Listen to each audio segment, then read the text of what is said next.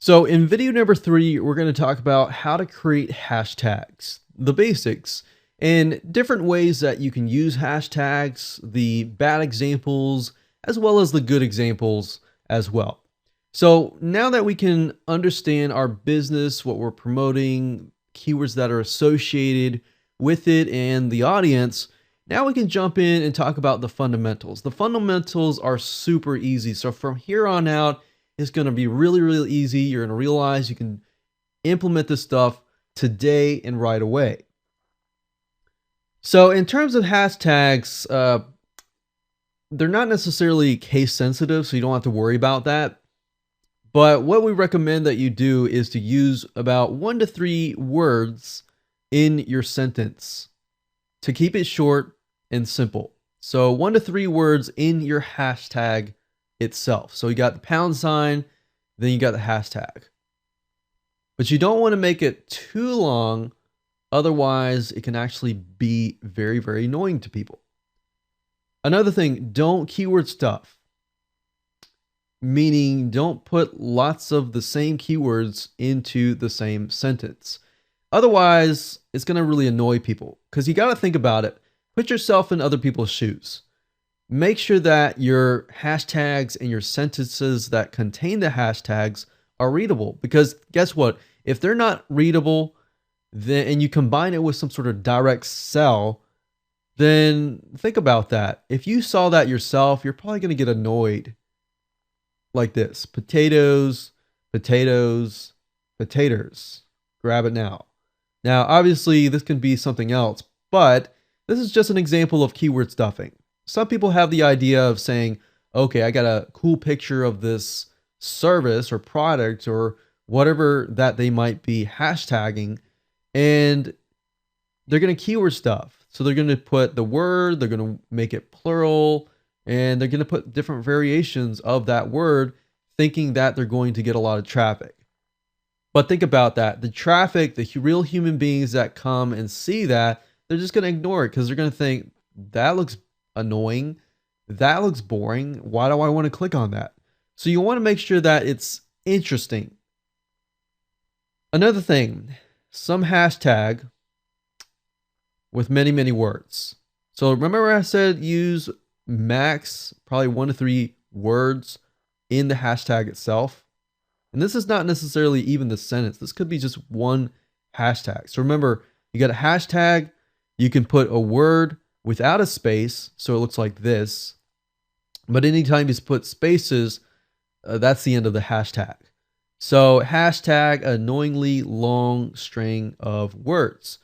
Don't do this, okay? This is going to really annoy people, and they're just going to ignore you, and it's going to hurt your branding.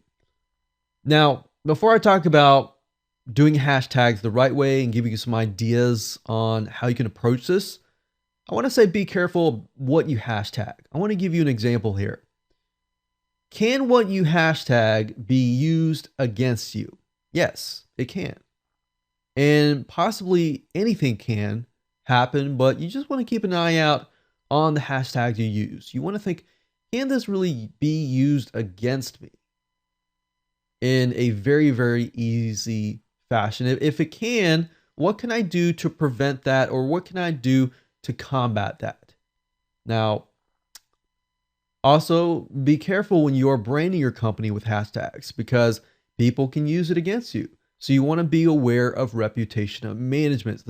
That's something that has to be on the back of your mind. I mean, in any case, in anything besides hashtags like public places, public message boards, this happens all the time. But do you have a game plan that you can actually combat that? That's what I'm trying to say. McDonald's, for example, used the hashtag McDonald's or McD stories, showcasing great stories. So they were like, hey, check out our great stories, hashtag McD stories.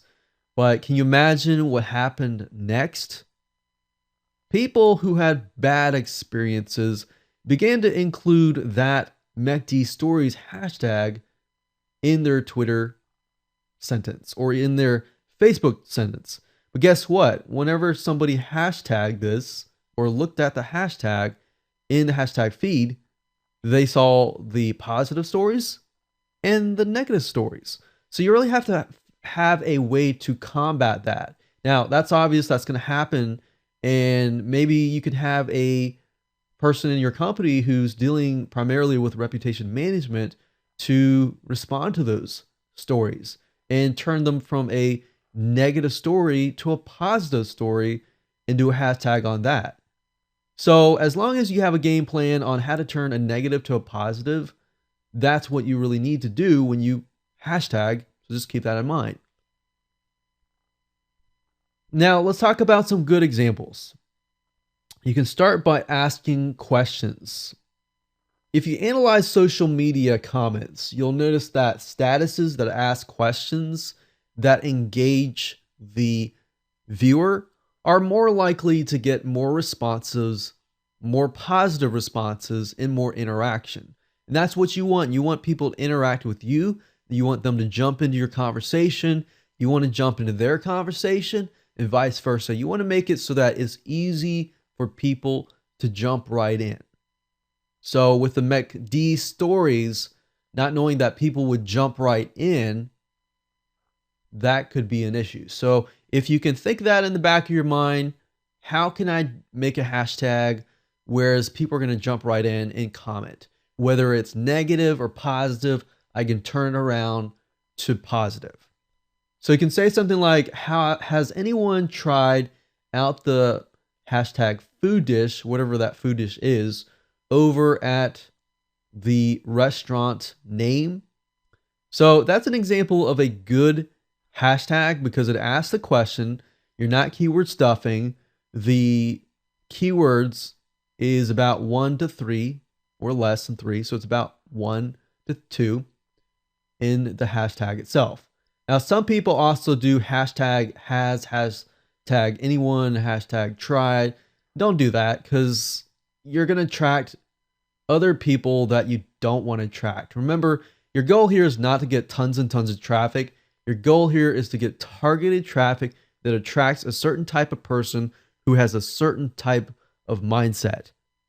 Think about that. If I am attracting someone who has been to this restaurant, more likely they have had experience at this restaurant. They may or may not have this food dish, but they can jump into your conversation and start talking about this targeted topic. Now, if I were to go out and start hashtagging all of these, then I'm going to get really untargeted responses. So think about that. Another good example is, let's use Xbox. Xbox game Call of Duty 5. I don't think that's out yet, but it is maybe in the future. Xbox game blank is out. Who is the first person to get on it? So you're tapping into the people who are really excited. They're really big fans. They just got out there and they want to get out there and start blabbing about how great it is that they got first dibs. They were the first people to get it and their opinion is valuable. So you get people conversing here. So you ask them, what do you think of it? So another thing I like to do is just ask them to engage with you. Ask who questions, ask what questions, ask how, other types of questions. You can add controversy. Hashtag cannot believe that controversy, whatever that might be. It could be a news story. It could be something major that happened. What are your thoughts on whatever that might be? So you can use controversy in your hashtags. Another thing you can do is piggyback on other people's hashtags. Now, this is a great way to get a lot of targeted traffic. What you do is you find people that are super active on Twitter or Facebook that are hashtagging already. You respond to them and hashtag inside of your response. So you're actually jumping into their conversation, trying to add value and piggybacking on their conversations. But don't forget to add value.